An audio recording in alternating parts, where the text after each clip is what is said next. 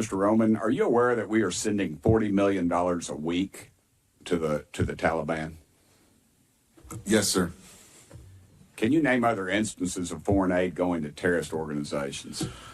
We have assisted al-Shabaab in Somalia. There's been instances of the Hamzi network in Sudan, Hamas, Islamic Jihad, Hezbollah, Kataib al-Hezbollah, Hayat Tahrir al-Shams in Syria. Dozens of terror organizations have received indirect assistance from U.S. foreign aid. Let's use Gaza as our case study. $2.1 billion in American taxpayers' money to Gaza since October 7th when Hamas invaded southern Israel.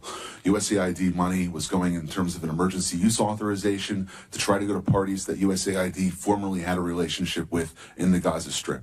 They had to have been vetted by OFAC. They should have been vetted against the special designated terror list from the State Department and from other Treasury organizations. Waivers were granted because they said that there was an emergency use to have that money come in to Gaza, thereby jettisoning the usual typical screening procedures. As a result, 90% of aid that was going from the United States by way of its agents in Gaza ended up in Hamas-controlled areas.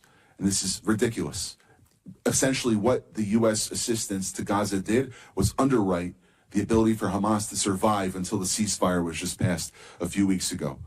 There was no strategic thought for it, and there was no screening. Seems like the emergency might have been armed terrorists to kill civilians. Would that be accurate? That's accurate, and even more than that, Samantha Powers, the administrator for USAID, was intent on having Israel not be able to defend itself. To not be able to defend it. Correct. So the taxpayers fund this lobbyist who's working against American interests. Correct. Possibly killing our allies and possibly Americans. They bring together groups in Washington that overseas work with groups that kill Americans. Yeah, I don't need a flow chart to show that. I appreciate it.